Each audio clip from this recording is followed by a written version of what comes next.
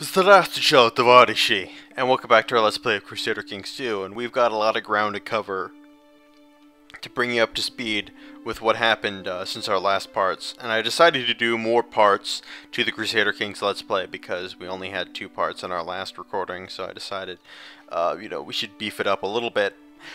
In any case, let's talk about the Mongols first. Mongols, if you remember in our last part, they declared war on the Byzantine Empire. They beat the Byzantine Empire in that war, but the Byzantines took a lot out of them. They were able to reduce their horde, their standing horde army, to a fraction of its former self. They're now down to about 12,000 actual horde troops. So that's not a lot. That's definitely a manageable number. Remember, they started off with like 80,000 guys. So now basically they're a more aggressive version of the Cumans, meaning that they're not a force that could overwhelm the Russian Empire anymore, but they could definitely put up a very stiff resistance in a war. So if they were to declare war on us, it would be a pretty epic confrontation. But I don't think they're in a position where they could ever overwhelm our standing armies. With that being said, let's move into internal affairs. And man, there's a lot of ground to cover when it comes to internal affairs. So, let's start off with the south. If you remember, there was a large southern duke that held a lot of territory here in the south. And I can't remember how to pronounce it, and even if I did, it would be, something... I'd probably mispronounce it. Anyway, so they had a huge amount of territory here in the south, and then all of a sudden the Duke of these southern realms dies, and it turns out the heir to those territories was the heir of already a powerful vassal kingdom, the Duke of Vitebsk, and all of a sudden these two powerful dukes have merged their entire territory together. So all of a sudden the entire southern part of the Russian kingdom is this very powerful powerful and united force to be reckoned with that could overwhelm me if they got some of these other vassals to help them in a fight. So if you remember last time, the Duke of Vitebsk was, he rebelled against us, and then I threw him in jail. We beat him in the rebellion, and then I threw him in jail. And then that led into a very convenient moment for me, where I looked at this powerful southern state, and I said, I've got a choice here. I can either let these guys, continue to gain territory and then eventually overthrow my dynasty and rule the Russian kingdom for themselves, or now that I already have the leader of this new, rising southern power, I can confiscate all their territories for myself, because if you have somebody in jail, you can confiscate their territories. And I said, well, I know that I'm going to get a lot of a lot of negative, opinion from my vassals. And I decided that if I had my already standing territories and all these southern territories, I could beat the rest of my vassals in a civil war and end, any potential, rising southern power before it really happened. But that's where I was gonna start the Let's Play off, and just before I've set off to start this Let's Play, Nikita II dies, and the Shah takes over the kingdom. And with that, all that tyranny I had accumulated from my other vassals was wiped clean. It was wiped clean, and the Shah is now in a beautiful position to, rewrite the southern part of the Russian kingdoms and redistribute those lands to make them far less able to rebel and revolt, and make them a very, subservient part of the empire that I won't need to worry about for quite some time. So if we look at our direct vassals, you can see that all of a sudden these vassals have become divvied up into various different, you know, counts and territories and whatnot. So as you can see, I've got, you know, 12 out of 5 domain size, and I've also got way too many duchies. So I'm going to start distributing those titles out very carefully and making sure they either go to people who don't have a lot of power or have, you know, no landed titles, and, you know, distribute those out so they can minimize any potential rebellion threat that we might face in the future. You know, this puts the Shah in a very good position to face off against the future, leaving him in a very strong central authority over the Russian Empire, which is hopefully going to help us in any coming war with the Mongolians, or help us snatch some territory from any of our good friends. So I just thought I'd fill you in with what's going on, and then I'm going to take a little bit of time to reorganize all those states, and I'm not going to make you sit and watch through that all. So I'm going to reorganize all of that, and then we'll be back with the first opening moves of the Shah's new ruling, or, you know, his new time as ruler. And yeah, so I'll be right back.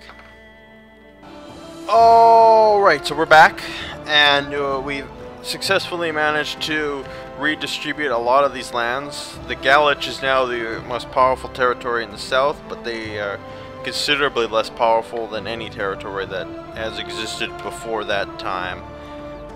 They've had a lot taken out of them. And the Shah is now in a pretty decent control. He only has one vassal who may potentially revolt against him, which means that we have this has been a pretty successful transition, all things considered. You know, we have less men that we can raise, 32k, but we'll be able to build that up as time goes on.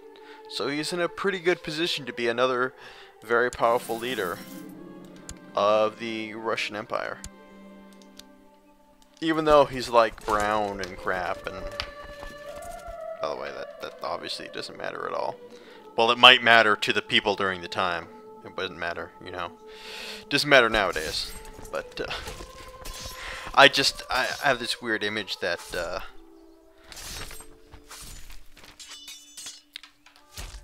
you know,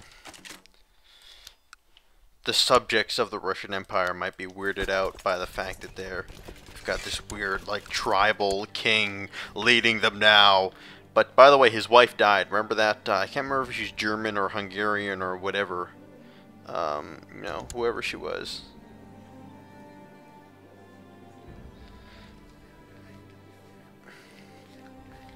She is,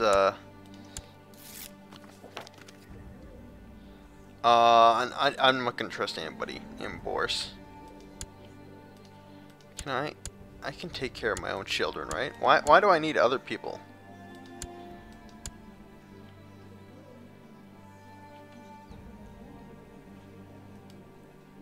To take care of my children for me. But anyway, yeah, just this, the mayor might revolt. And I figured out why it's always this one, the mayor of this one territory is always ridiculously pissed off at me. And the reason why that is because he's a heretic. And apparently you shouldn't let heretics hold territory. So I'm going to try and institute medium crown authority again.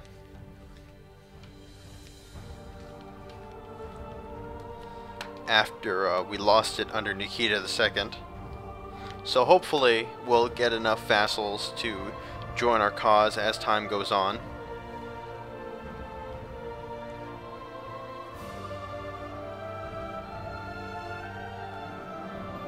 Grand Tournament! Yeehaw! I should send her a gift. And I'll award her an honorary title, because I need to increase the opinion of some of these people in terms of my new reign.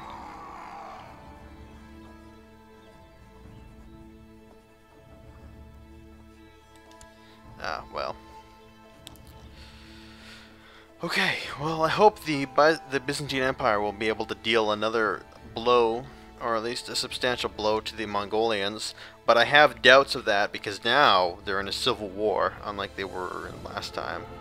So I don't know how much they'll be able to actually deal with the Mongolians, so they're probably going to take some more territory, which is not going to be very nice. You should have...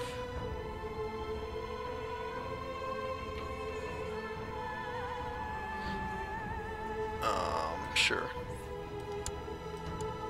Oh, I sent my son to be... That's his guardian, is it? Whatever. Apparently he's a genius. So, Nikita, this will be Nikita the Third, I guess. I didn't get to name him. It's shaping up to be a very good leader of the Russian people. If need be. By the way, I should actually do that. I should claim that.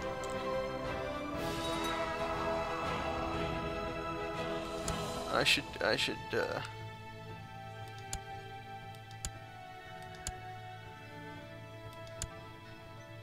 declare war on those silly Polish.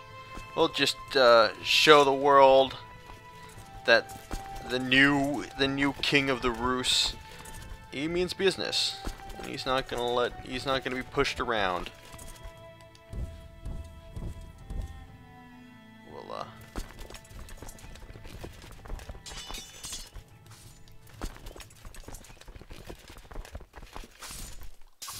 once again form our men up into mobilization zones.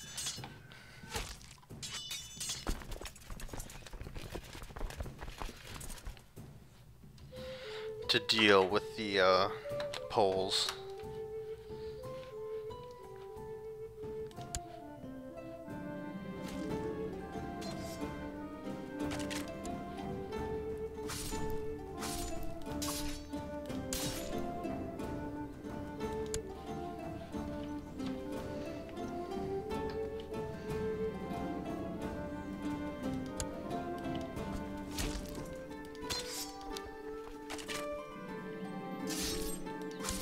There we go.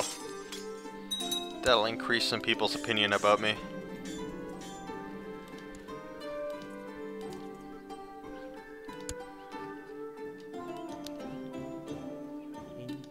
Why does this guy not like me? Because he's zealous? Whatever.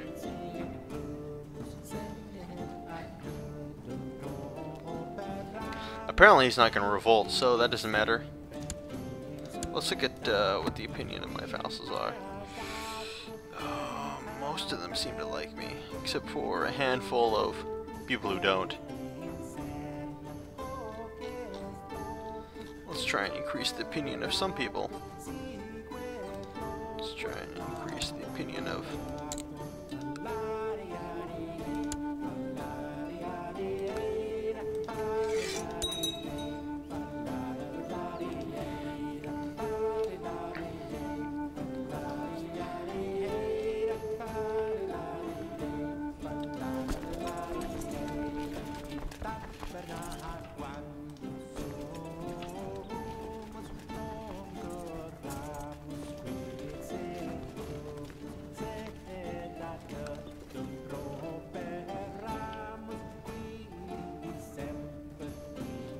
Oh yeah, that's right, I have people that live in... Oh, by the way, the son of Uncle Boris, Cousin Boris, went on a tirade against me and tried to overthrow me, but that didn't work out very well, so...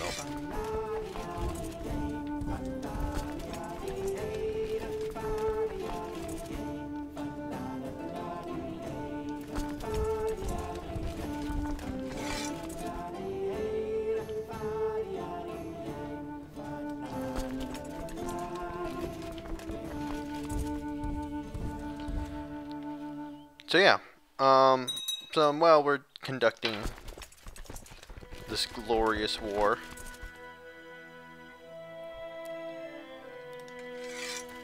let me talk a little bit. Let me talk a little bit about a couple things. First, I want to talk about why is Poland, the Polish army, way up here? But in any case, I went to I can't remember if I mentioned this in my last Let's Play. I'm sure I mentioned it in some Let's Play, but I have been visiting my parents for the last week or so, or less than a week. But yeah, I've been visiting them over the Easter holidays to catch up and family nonsense and all that good stuff. And during that time, I found out that my sister is dating someone, and I'd known this for a while, but now I actually learned a little bit more about the guy. And apparently this guy is 19 years old, and my sister's only 16. And I'm pretty sure, I'll have to double check, but I'm pretty sure that's illegal in Canada for a 19-year-old to be dating a 16-year-old.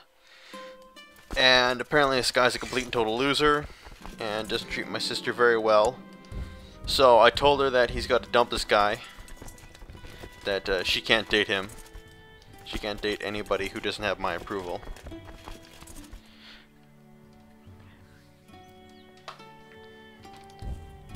And I don't know if she'll listen to me. She doesn't even seem that stoked about this guy. That from what she tells me, that she's not even that much into this dude to begin with. So I don't even understand why they're together. Yeah, no, that's not gonna happen. Pause. But now I figured out how to effectively eliminate plots before they happen, is that I can just throw the person in jail. Well, when they come up and they're like, hey, or well, that's if I don't know about them.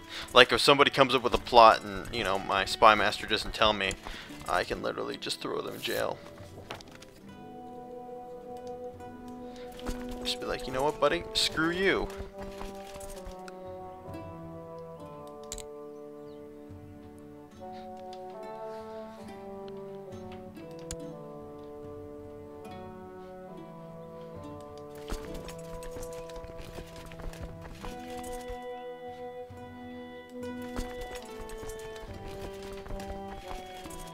So how am I doing in terms of getting medium crown authority? How are we working on that? Oh, we still got a ways to go.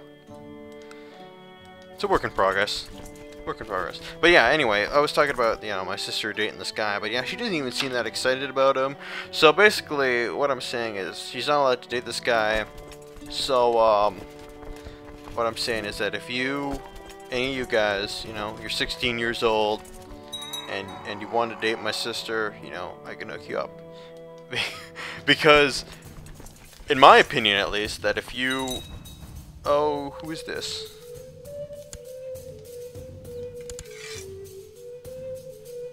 Oh, well... Someone who really doesn't have much sway. But anyway, in my opinion, that, if you're watching these videos, you've obviously got good taste. You're obviously, a good person that understands,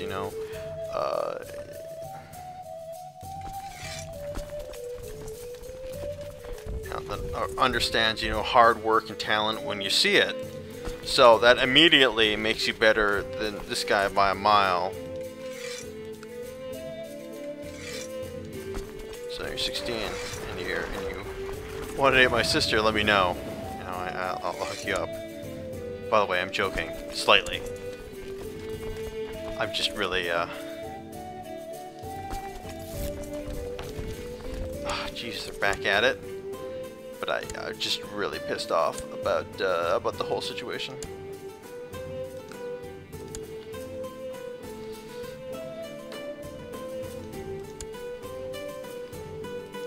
And I actually did tell her this, that I did tell her that she should date somebody, you know, one of my fans, because they're probably her age, and they probably do have better taste and are a lot nicer than this guy to begin with. So I did say something similar to her.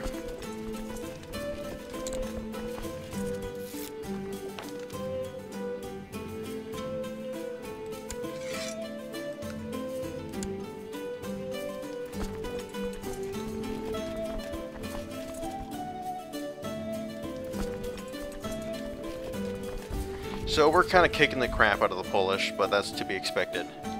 Who are they facing? Oh, they're also facing against the. They're also fighting against the Danes.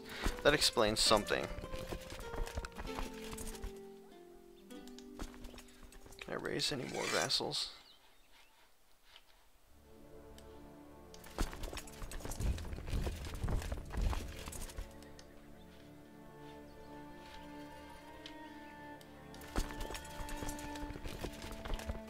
But I also learned that my dad was telling me that he is planning on selling his company, because my dad is he's a CEO of a company, and he told me he's planning to sell his company and go into politics, which just blew my mind. But I'm totally in favor of that, because if my dad goes into politics and gets elected, that'll make it easier for me to get elected. You know, at a later date, because there'll be that, you know, previous name recognition. That being said, he'll almost certainly be running for a different party than me, because he'll probably run for the Conservative Party, and I would intend to run for the New Democratic Party, which is a social democratic party here in Canada, which I'm pretty sure you've heard me talk an awful lot about if you've been listening to the show for any extended period of time.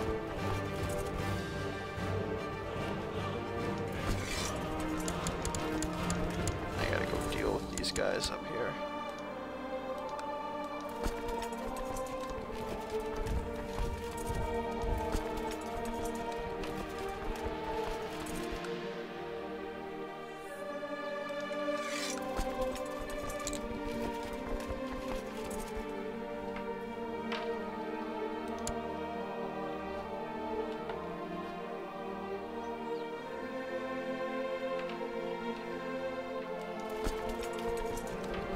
Now it looks like the Byzantine Empire is getting their ass handed to them.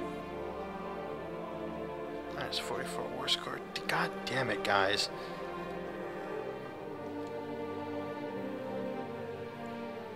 I'm hoping for the Cumans to declare independence again. Because, man, that was such a boon last time. That's what allowed me to really whittle down the Mongolian horde.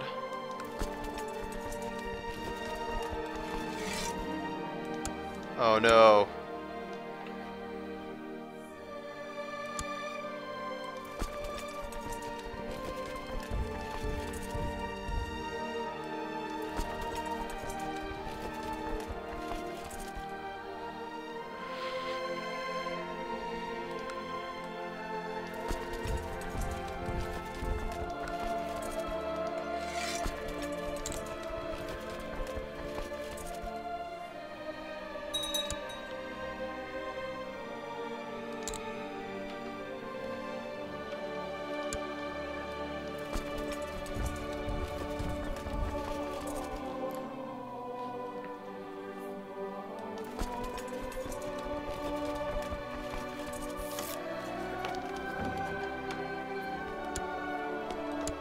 Wow, somebody's looking to kill me.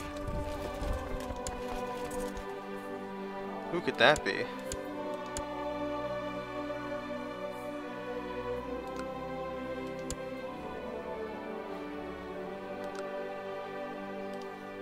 Wait, can I enforce my demands on this clown? Yes, I can.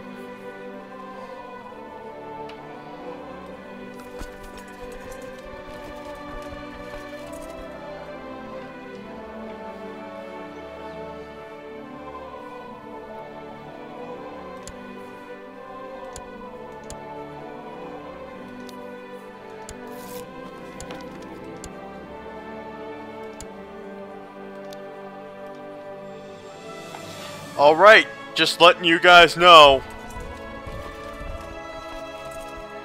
The Russian Empire is not to be trifled with.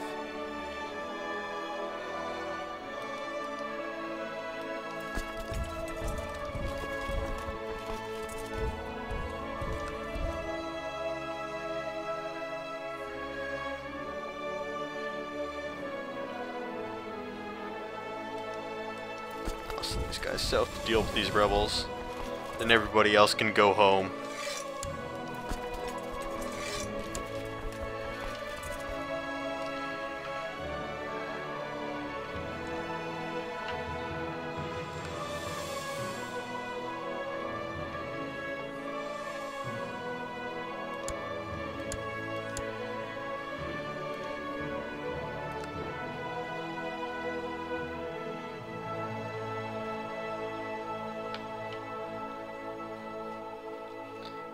Looks like at least the Byzantines might be done their civil war, so maybe they can turn some of their efforts against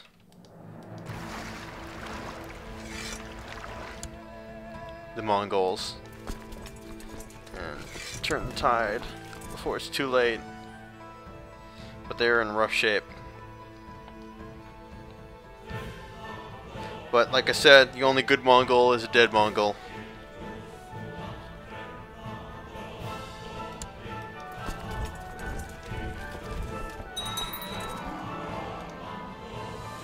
Oh no.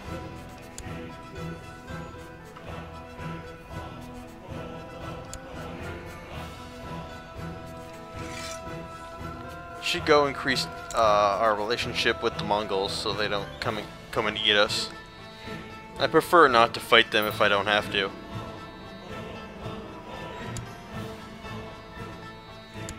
What? He's unmarried again?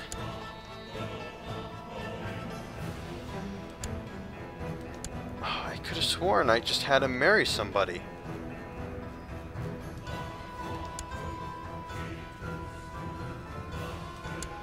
God, this guy is just...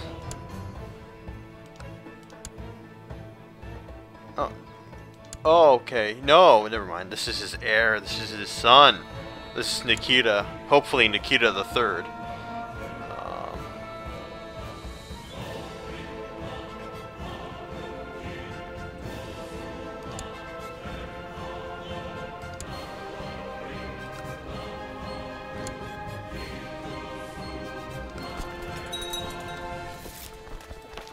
Great. Love it. Wait, I thought he just...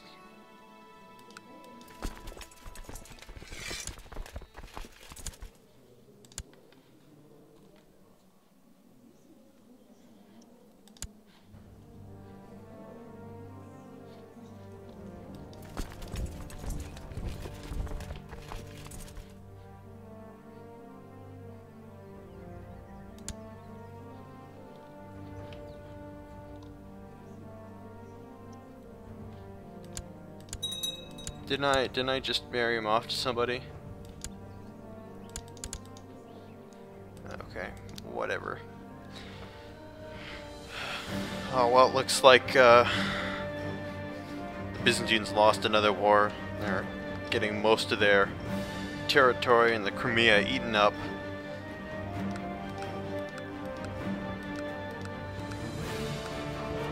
Unfortunately, it'll be a while before they can draw men from this. Oh crap, again? Guys, I need you to be united. You know why? Because, you know, I need you to help us fight the Mongols when the time comes.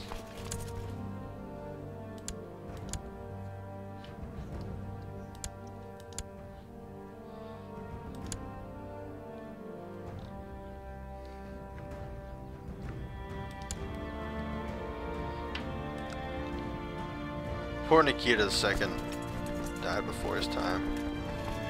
Oh, looks like the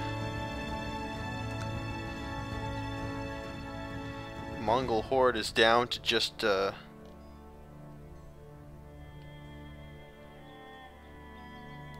that it? Is that all that's left of the Mongol horde?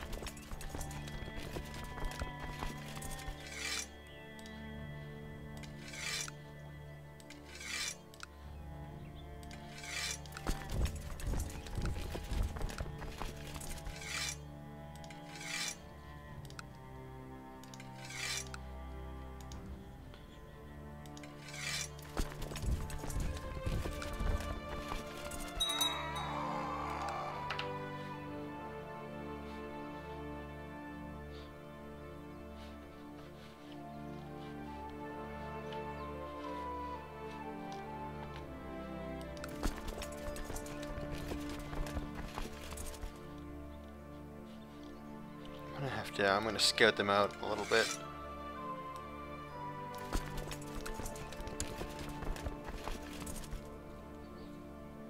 Oh. If they're not at war with anybody, that's gotta be all they have left.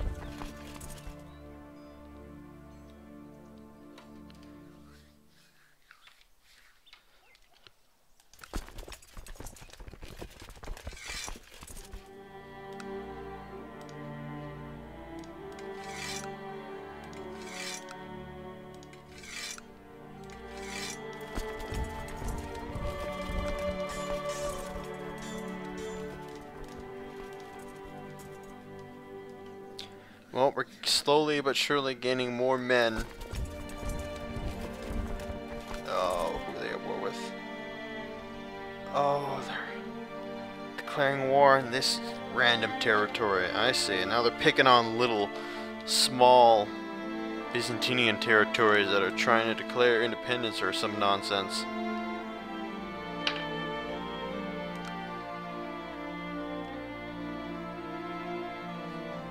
No, never mind. It's a war of the Georgians who are trying to declare independence against themselves. Something tells me this isn't exactly the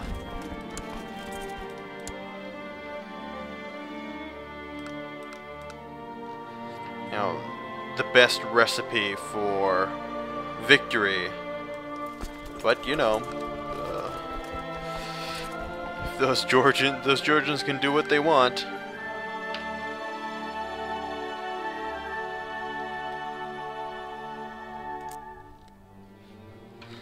The Cumans are losing territory.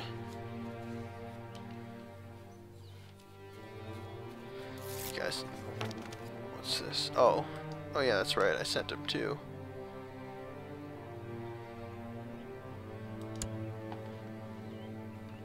Help me out here and, you know, become friends with the Mongols if that's even possible.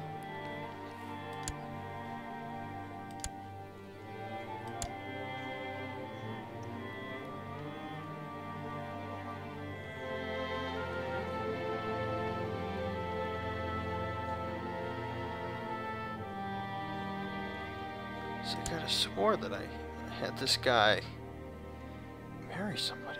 Maybe I'm just freaking out. I don't know why.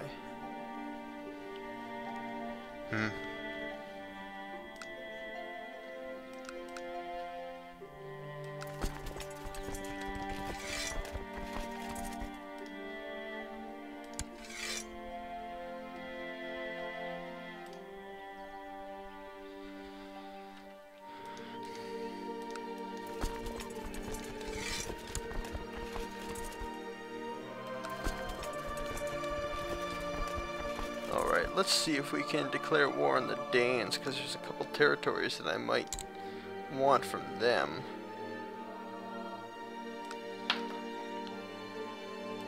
Once we, of course, finish our war here.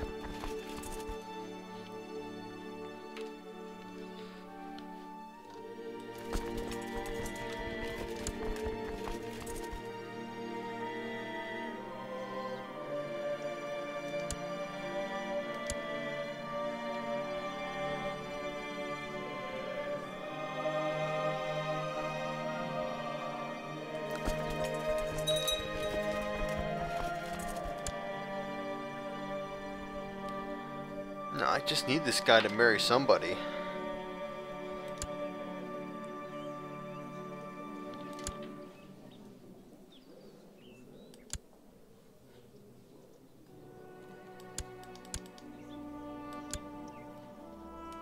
Shall give him some territory, if I can take any.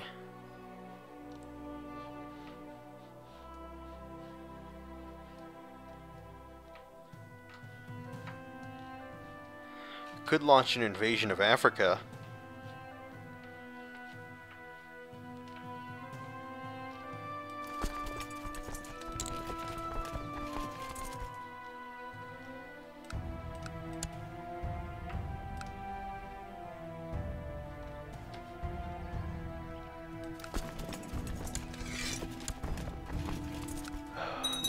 hate it when these guys won't just give